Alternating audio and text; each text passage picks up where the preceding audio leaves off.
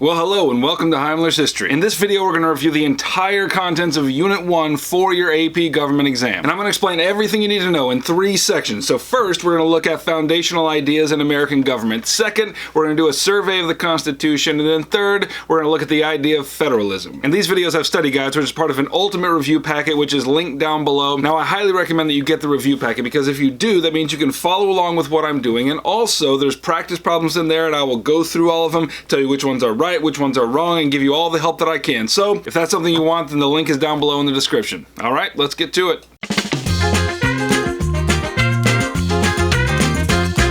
All right, let's start with the foundational ideas. So there's 2 foundational ideas that you really need to know. There's limited government and there's representative democracy. So let's start with limited government. Our governmental system here in America is based on the concept of limited government, which is exactly what it sounds like. It's the government, but limited. As Americans, we value a government that's not all up in our business. The way Americans think about things is that the power to govern is in our own hands, and we want to transfer as little of that power as possible to the government. Now, underneath the concept of limited government, there are 4 ideas that really influenced the founders. I'm going to tell you about each one of them now. First, natural rights. This was the idea that human beings, by virtue of being human beings, have been given certain rights by the divine. And that's an important distinction to make, because if those rights come to us from God, that means that they do not come to us from the government and therefore cannot be infringed upon or taken away by a government. The second idea under limited government is popular sovereignty. Now, if you know the meaning of those 2 words separately, then you'll know what they mean together. So popular means people, sovereignty means power, so popular sovereignty means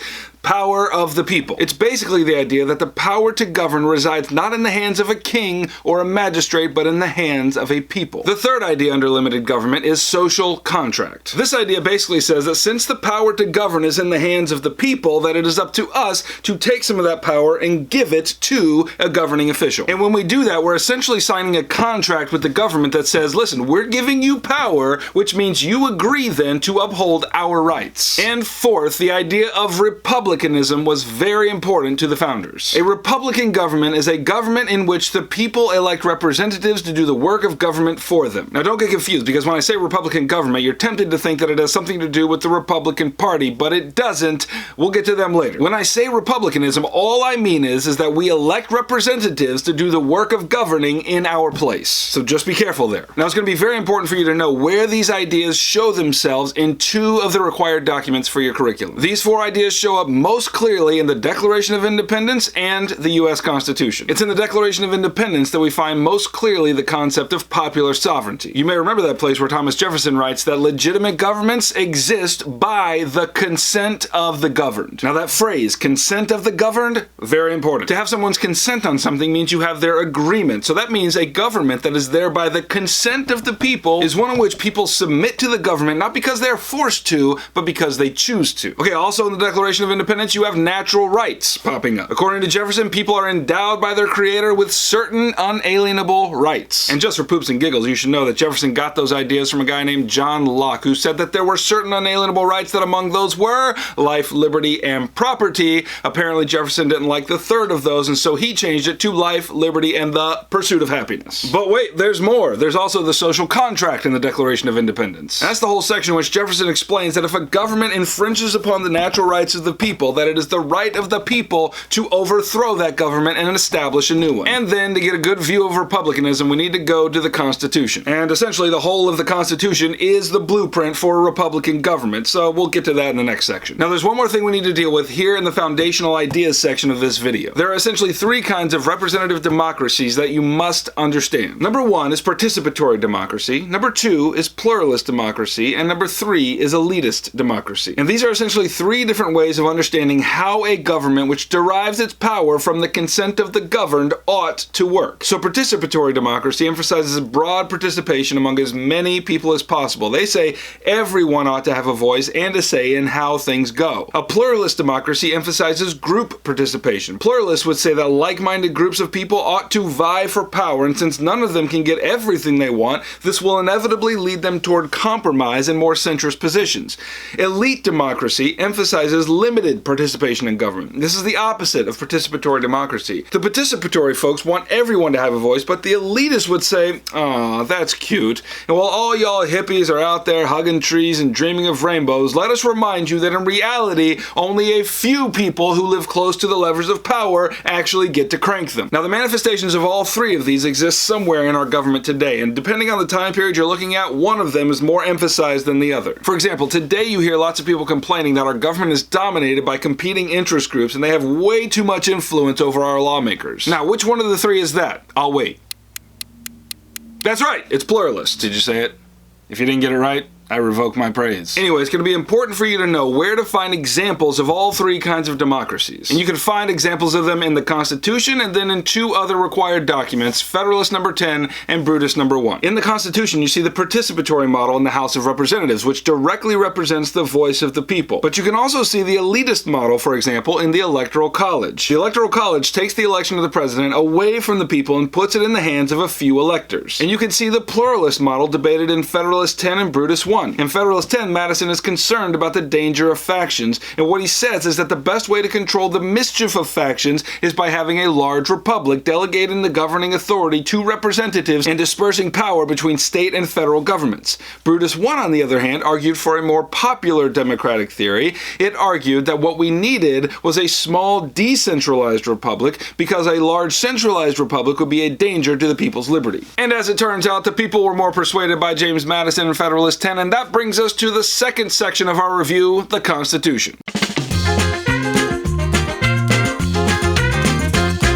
So where did the Constitution come from? Well, the first thing you need to know is that our Constitution was not in fact our first Constitution. It is in fact our second Constitution. Our first Constitution was a document called the Articles of Confederation, which is another required document, and it governed us for the first 11 years of our nation's history. And the big idea to remember about the Articles of Confederation is that because our states had kind of a monarchy hangover right after the Revolutionary War, we didn't want to invest the central government with too much power, so under the Articles of Confederation, the states were very strong and the central government, the federal government, was very weak. Now, this document was a hot mess, but there are two particular parts of that hot mess that you need to remember. First, under the Articles, Congress had no power to tax. In order to gain any tax revenue whatsoever, the federal government had to go knocking on the states' doors and asking nicely for them to give tax revenue, and you can imagine how that went. The second part of that hot mess that you need to know is that under the Articles, there was no provision for a standing army. And that problem became evident in a little episode called Shays' Rebellion. Now, you don't need to remember the whole story of Shays' Rebellion. All you need to really remember is the fact that when that happened, when the angry farmers rose up and caused a great commotion, Massachusetts called up the federal government and said, "Hey, send some troops to help us with this thing," and guess what? There weren't any. So this got the wealthy folks especially a little twitchy because they could see that with the economy fluctuating the way it was, that there was a lot more potential for this kind of uprising to occur, and if there was no help from the federal government because it was so weak, that was going to be a problem. So everybody began to realize that because of Shays' Rebellion, we really needed a new central government with more power invested in it. And that brings us to the Constitutional Convention of 1787, led by our good buddy George Washington. And so all the states sent delegates to the Constitutional Convention under orders to modify the Articles of Confederation. But it was our good buddy Alexander Hamilton who, once he unleashed his charming wiles all over the delegates, persuaded all of them that what we needed was not a revised Articles of Confederation, but a new Constitution altogether. And so the delegates set out to write it. Now, before we get into what the Constitution actually says, you need to know that this is a document that is full of compromises. And there are four very important compromises that you must know. The first compromise you need to know is the Great Compromise. There were some delegates at the convention who wanted a Congress in which the states were represented by population. And not surprisingly, it was the big state delegates who wanted this. And other delegates wanted a Congress in which the states were represented equally. And not surprisingly, it was the small state delegates who wanted this. So the Great Compromise was the blending of the two positions. It said that Congress would be made up not of one house,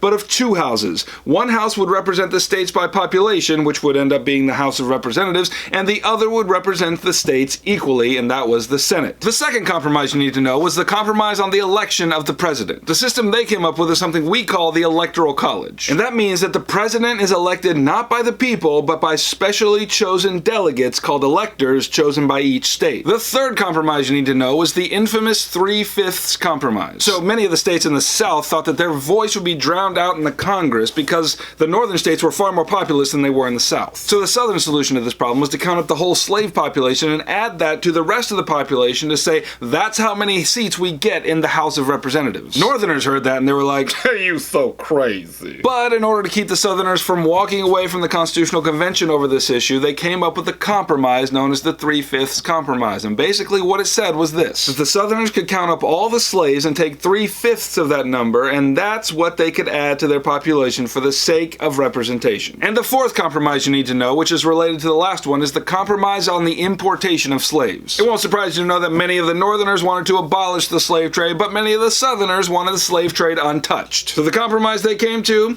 we just won't talk about it for the next 20 years. We'll bring it up again in 1808. Okay, so those aren't the only compromises that exist in the Constitution, but those are four of the most important that you need to know about. Now, because they fought so hard about these things, it became abundantly clear to them that they needed a way to amend the Constitution if necessary. So if you go look at Article 5 of the Constitution, that's where the process for changing or amending the Constitution is laid out. It's a two-step process. First is proposal, second, ratification. So first, a constitutional amendment must be proposed, and there are two ways that a proposal can happen. Either 2/3 of both houses of Congress can propose an amendment, or 2/3 of the state legislatures can propose an amendment. And if you're only going to remember one of those, remember the first one, that 2/3 of both houses of Congress can propose an amendment, because that's the only one that's ever happened. Then secondly, an amendment is ratified if 3/4 of the state legislatures agree to it. Alright, so now let's get into how the Constitution actually works. And we're going to dive a lot deeper into the details of this in the next unit, so we're just going to look at the basics here. So the big idea of the Constitution is this: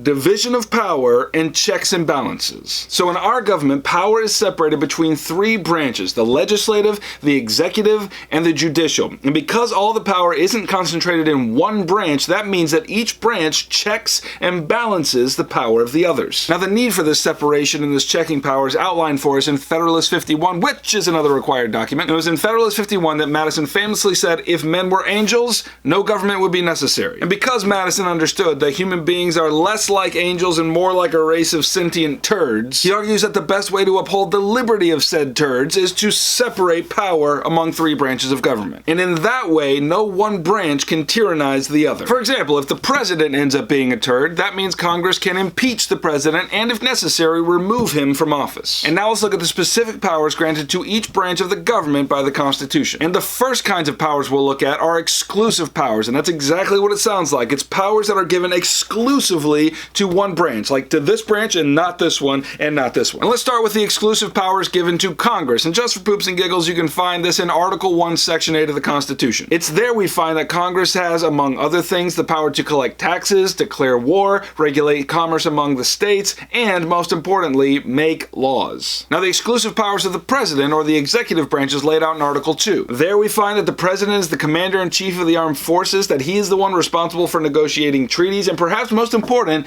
the president has the power to enforce the laws made by Congress. And in order to execute the laws, the president must take the bills given to him by Congress and sign them. But if those bills are repugnant to him, he does not believe that they should be law, he also has the power, according to Article 2, to veto those bills. And that means they would not be binding as law. Now, the exclusive powers of the judicial branch are all laid out in Article 3, and to tell you the truth, it ain't much. The founders assumed that the judicial branch would be the weakest of all the branches of government, so they didn't actually give it that much power in the Constitution. Really, all you need to know here is that the justices of the Supreme Court are appointed by the president and serve life terms on good behavior. We actually have to go outside of the Constitution to see where the judicial branch got its real power. And that means we need to talk about the required case of Marbury versus Madison in 1803. Now, the details of this case aren't extremely important. What you really need to know is that in this case, the Supreme Court struck down a law that Congress had passed and said that that law was unconstitutional. And it was at that moment that the judicial branch grew into the power that the other two branches had. It was because of that case that the Supreme Court became the final interpreter of the Constitution to say whether or not laws passed by Congress are constitutional or unconstitutional. And that power is called judicial review. And thus ends Section 2 of our review. Now let's move to Section 3, Federalism.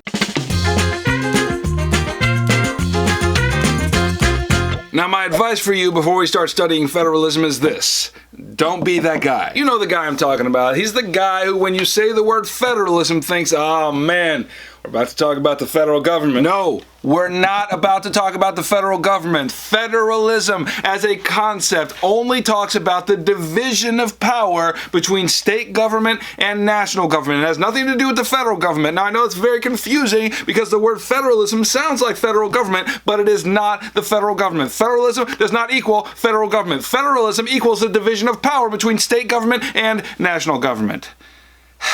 Don't be that guy. Now, this division of power between federal government and state government is provided for by the 10th Amendment to the Constitution, which says that any power that is not specifically mentioned in the Constitution as belonging to the federal government is therefore reserved to the state governments. For example, issuing driver's licenses has nothing to do with the federal government. That's all a state-level government issue. But although power is separated between the federal government and the state government, there are also some powers that are shared between the two, and those are called concurrent powers. And an example of that is our favorite thing, taxation. Both the federal government taxes you and the state government taxes you. Now, the balance of this division of power has changed over the course of our history, and when we talk about this, we tend to talk about cake. So in the early years of our nation's history, the federalist division of power was like a layer cake. Yes, there was that tasty section in the middle where both layers came together, but for the most part, the federal power stayed on the federal layer and the state power stayed on the state layer. But right around the time of Franklin Roosevelt's presidency, we moved to more of a marble cake federalism. In this way, the federal government started reaching down into the bottom layer and state government started reaching into the top layer, so that if you look at a cross-section, there are definitely still two different cakes, but it's hard to tell where one starts and the other stops. And I guess that's the only two cakes they could think of, because now what we have today is called fiscal federalism. Now, fiscal means money, and money is basically how the dynamic of federalism works today. And it mainly has to do with the federal government offering grants to the states. And there are basically two kinds of grants that make fiscal federalism work. There are block grants and there are categorical grants. A block grant is a bunch of money given to a state by a federal government that doesn't have many strings attached. It's money given to specific communities, but the state largely decides how it will spend that money. On the other side is categorical grants. In this kind of grant, Congress decides largely how the state will spend that money, and if the state accepts that money, there are strings attached. For example, in the 70s, the federal government offered money to the states for highway repair, but in exchange, the states had to agree to set speed limits on those highways to 55 miles an hour. Now, when it comes to federalism, there are four key constitutional provisions that you must be aware of. There's the 10th Amendment, the 14th Amendment, the Commerce Clause, and the Necessary and Proper Clause. Now, we just talked about the 10th Amendment, so let's start with the 14th Amendment. In terms of federalism, the 14th Amendment is very important because it applies the liberties contained in the Bill of Rights to the states. Now remember that the Bill of Rights, the first 10 amendments of the Constitution, which we'll look at more closely in Unit 3, remember that that particular document provides rights for citizens and protections from the federal government. But it was the 14th Amendment that took those federal protections and applied them then to the states. Next, let's look at the Commerce Clause. Now this has to do with the right of Congress to regulate interstate commerce. And there have been some very significant times, especially during the Civil Rights Movement, where Congress has used that ability to regulate interstate commerce to make the states fall in line with the federal agenda. And then finally, in terms of federalism, we need to know the Necessary and Proper Clause. Now this tasty little nugget comes at the end of Article 1, Section 8, which, if you'll remember, outlines the exclusive powers given to Congress. Right there at the end, after it lists all the explicit powers given to Congress, like these are the actual things they can do,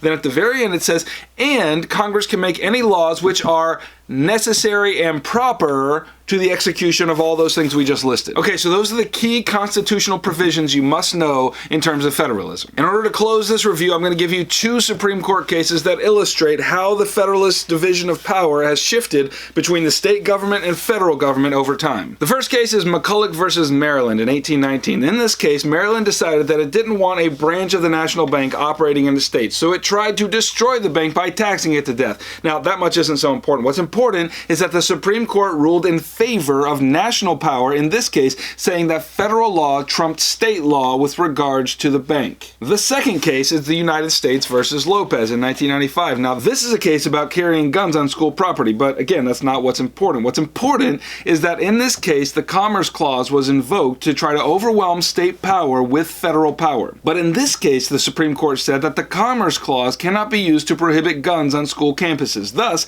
they ruled in the opposite direction of McCulloch versus Maryland. In this case, state power was upheld over against federal power. Alright, if your brain hurts by this point, that means you're doing it right. If you want more videos like this that'll help you get a 5 on your exam in May and help you get an A in your class, then subscribe and I will oblige. If you have any questions, leave them in the comments below and I will be happy to answer them. Catch you on the flip-flop.